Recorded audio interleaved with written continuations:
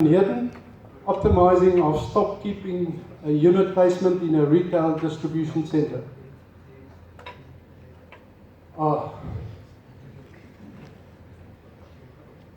There we are. Shane, are you ready? Yeah, thank you. Okay. Sorry, can you get clarity as to which are the MSc ones? The first two are BSc on the fourth year project, and the second two are the MSc. Sorry, you're right. I should have said. Apologies. Thank you. The modern world is powered by goods and services.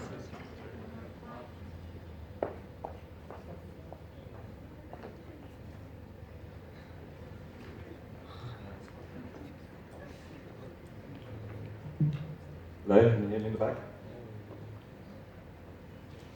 The modern world is powered by goods and services. A site like this is not uncommon every time you decide to go shopping. Stores go to great lengths to ensure that shelves are stocked with a variety of products. They assemble massive fleets of trucks and build huge distribution centers. A company's distribution center acts as the heart of the supply chain, typically storing multi-million rands worth of products. Its purpose is to connect a company's manufacturers to its retail outlets by providing the necessary leverage for a company to balance supply with demand.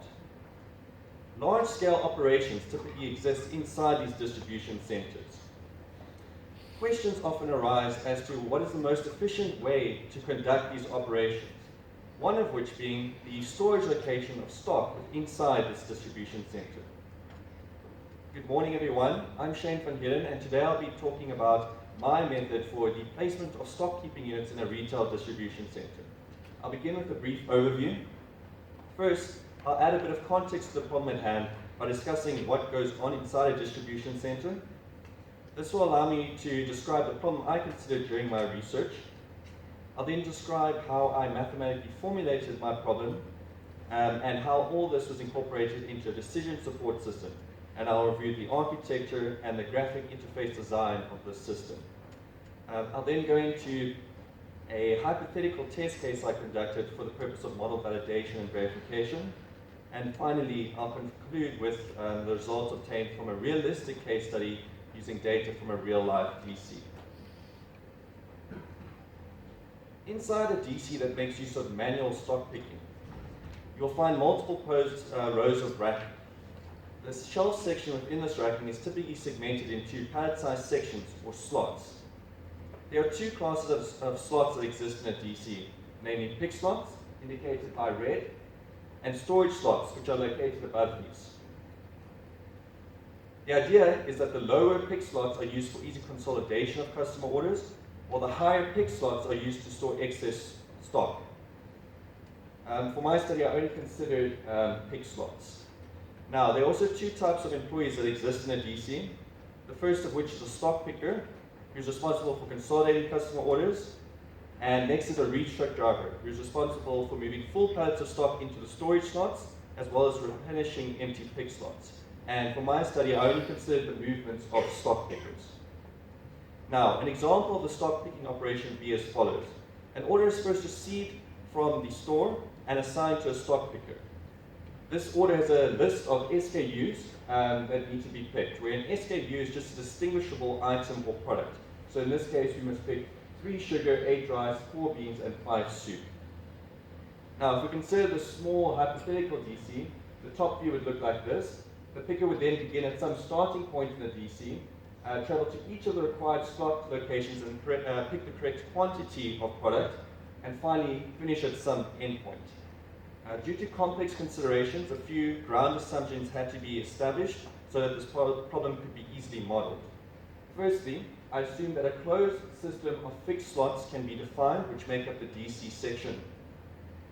Next, I assumed that the shelving locations and the physical layout of the system cannot be changed.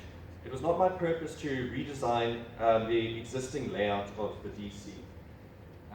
Also, for simplicity purposes, I assumed that stock is only picked from one shelving level, namely the ground level, and that a picker begins and ends his order from one defined start and end point, respectively. Obviously, this is an extremely simplified example, and in reality, there could be as much as 1,000 slots in a DC, each holding a specific SKU. One might think that an efficient strategy would be to position all frequently picked SKUs, indicated by red, near the dispatch bays, because these typically signify an order start and end point. However, this may not be an effective strategy due to the large amount of congestion that would be caused by such a stock setup. So, what is the problem I considered during my study? Two challenges were identified. Firstly, a combination of inefficient stock placements as well as poor picker routing leads to longer travel distances. Next, the placement of frequently picked SKUs in close proximity to one another leads to congestion.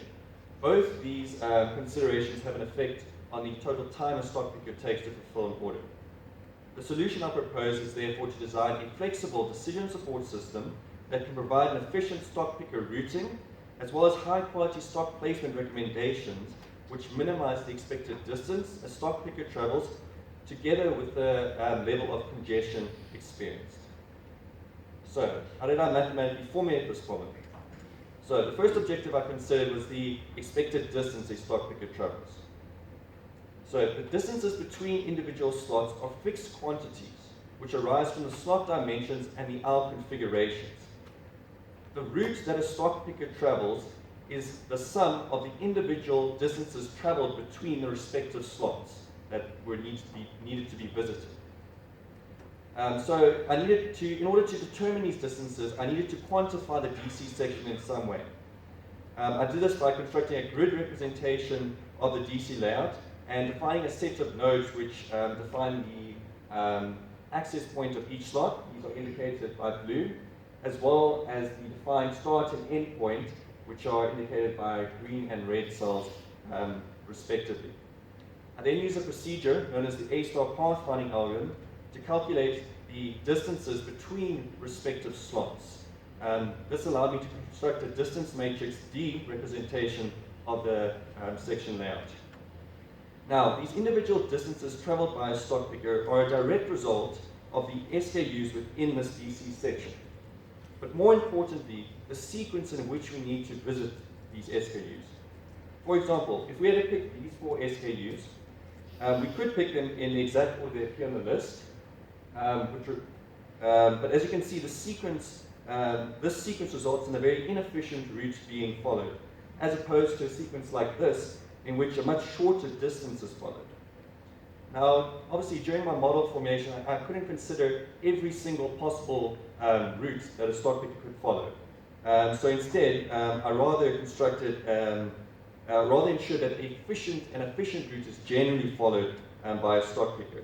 So we can consider the case where a stock picker has to visit every single slot and find the route that minimizes this total distance that a stock picker travels. So in this way, we can construct a standard TSP model where the resulting picking sequence is captured by the matrix W. The result is that now each slot has a precedence in which it must be visited. Now, of course, this picking sequence can also be constructed by human intuition. Now, in order to determine, so the actual probability of a stock picker traveling between respective slots is a direct result of the placements of stock in a distribution center. So I define the decision variable xmn as 1 if SKU m is placed at the nth slot in the picking sequence defined by W, and 0 otherwise. So in this case, let's say we had to pick the beans and the rice. So the probability of actually traveling between the beans and the rice is the combined probability of first having to pick the beans, skipping the peanut butter and the coffee, and finally having to pick the rice. In my model, I assumed a naive Bayes approach in that these individual, the probability of the picking, actually visiting a slot and skipping a slot are independent, and thus meaning the product of the individual event probability. In this way, a conditional travel probability matrix Tx can be constructed for each stock setup X. I then use these results to calculate my representation for the expected distance a stock picker travels, and it can be thought of as the probabilistically traveling each of the respective distances dij, and the sum of all these gives an expected travel distance. So each entry in the distance matrix is multiplied with its respective or its corresponding probability of being traversed, and the sum of all these effects gives an expected travel distance. Now, the next objective I considered was defining a suitable measure of congestion. Now, what I did was I treated this system as a closed queuing network where pickers are represented as jobs and they transition between different workstations, or in our case, slots.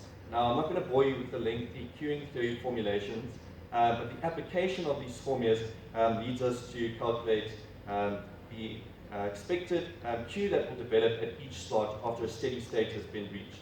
And all these queue lengths are stored in the vector k. And using this, I define Qx, which I call a congestion factor, to be the congestion associated with the stock set of x. So in the numerator of this expression, the product k dot xi is the expected length of q at a slot I. Now in this formula, a large q at slot I and slot j, as well as a short distance between them, would result in a large overall effect on this term, where this penalty exponent, omega, basically inflates the severity of the placement of large queues close to one another. And this can be decided by the decision maker. So the overall congestion effects between all the individual slots gave me my measure of congestion. So these are my two objectives. And my expectation was that if you had to place frequently picked SKUs in close proximity to one another, this would result in a decrease in the level of the expected distance a stock picker travels, but an increase in the congestion effects, because frequently picked SKUs typically also generate the largest queues. Conversely, if we spread out frequently picked SKUs, we should expect an increase in travel distance and a decrease in congestion effects. So, what is my model?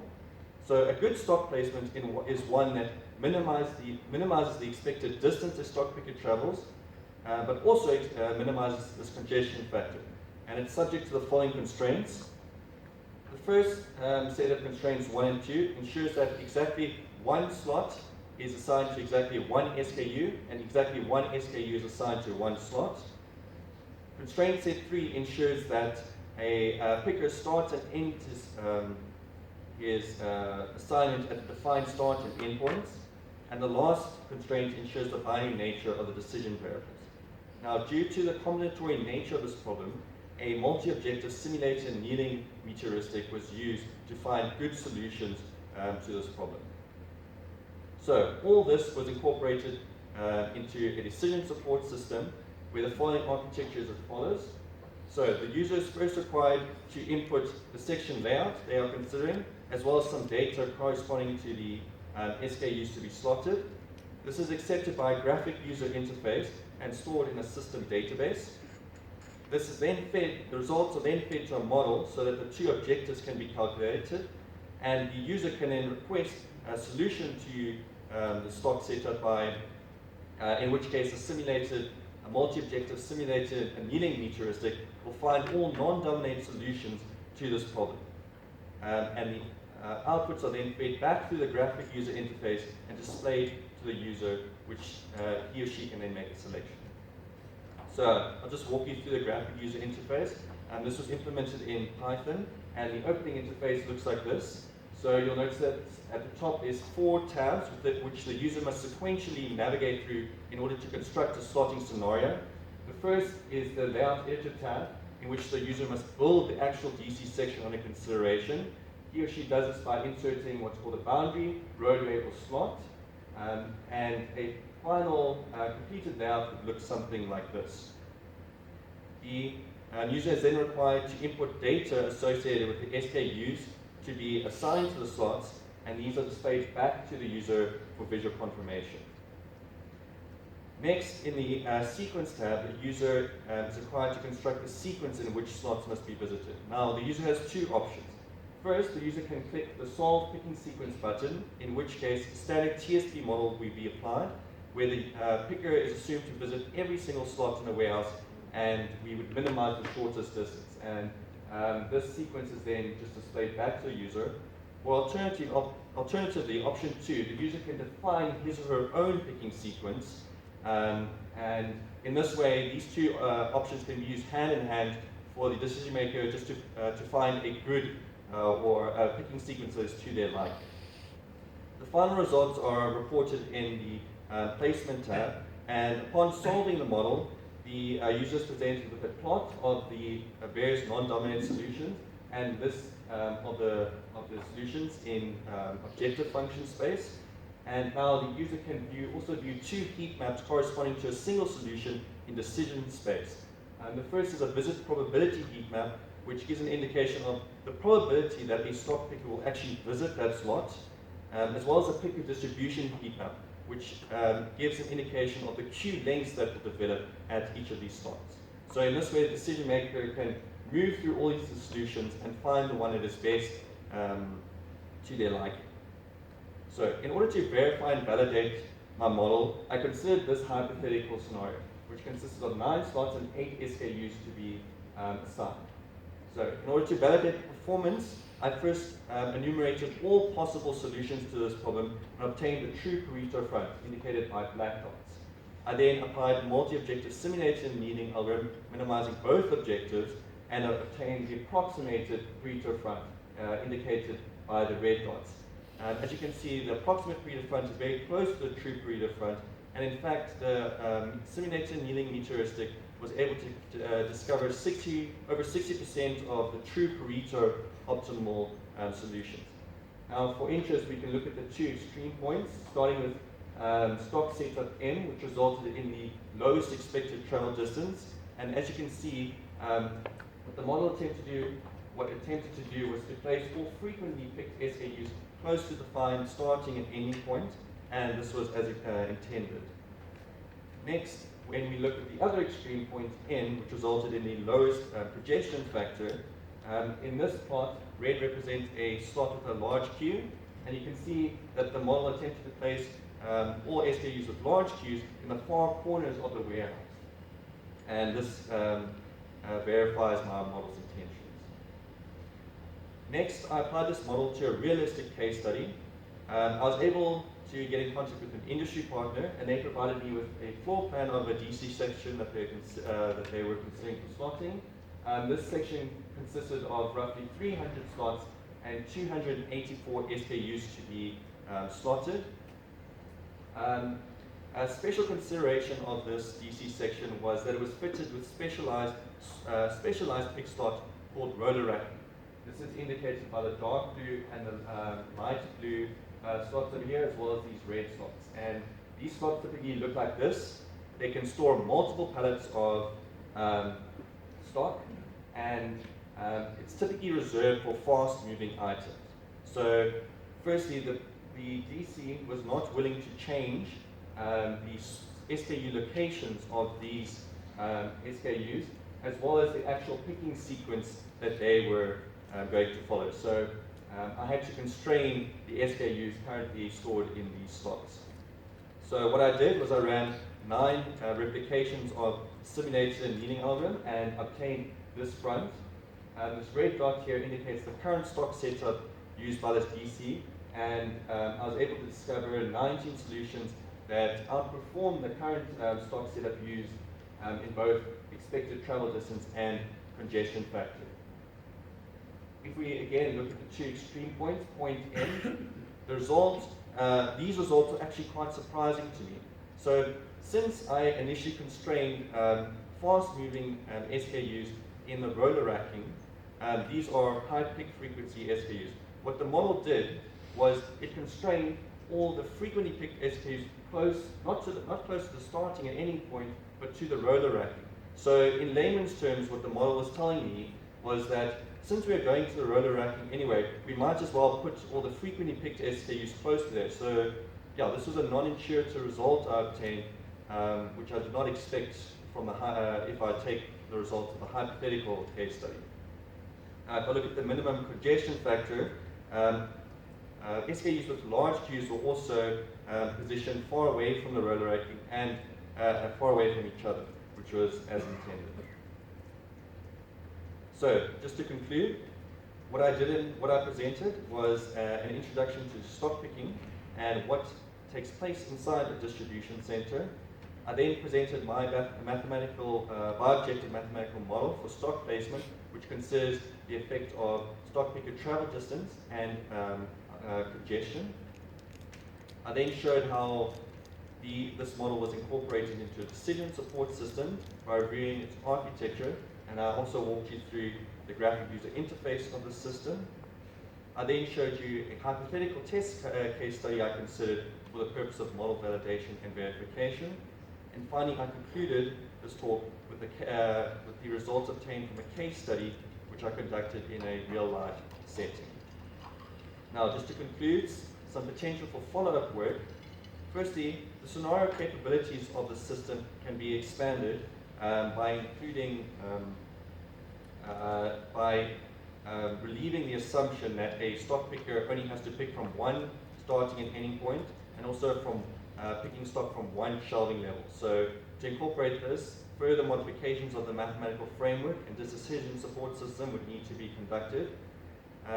Next, you could also incorporate further slotting criteria, such as minimizing the expected picking error likelihood, or minimizing the amount of replenishments that occur in a DC session. So these could be in terms of objectives or constraints. Thank you very much.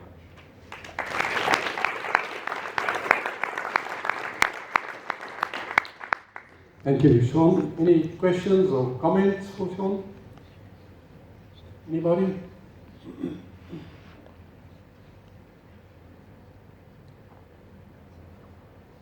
Nobody? Yeah, Robert. Hi Shane, How's it? very well done. How's it, Rob? I've got a simple question, which Yes. is, like, now that you've reached the end of your project, Yeah. if you could have done anything differently at the start, what would you have done differently? Okay, the first definitely would have been the application of the A-star pathfinding algorithm. So what I found with the A-star pathfinding algorithm, to construct very small scenarios, this was fine. It was quite quick, but as I started increasing the amount of slots, the iterative application of the A-star pathfinding algorithm was very slow. So instead, I would have probably rather used something like Dexter's algorithm to find these travel distances. And yeah, I think that's the main thing. I can't think of anything else off the top of my head. Thanks for the question. I may ask you a question. In the real scenario that you sort of tested, was there any interaction with the client, and what was the reaction? So I did present these results to the client. Now this client was actually an ex-Stellenbosch industrial engineer, so he was just starting out at the DC. So I did present these results to him, and he, like the case goes, he did really say that this is beneficial, like something like this can be used. But for instance, it took the DC management 5 years just to fix a very inefficient picking sequence. So the possibility of this solution being implemented in that DC would take a lot of convincing of management that this is actually a feasible way to set up the stock. So he would need, the industrial engineer there would need to get more support from his colleagues specifically higher up to implement this solution. If there's no further questions, thanks very much. Shane.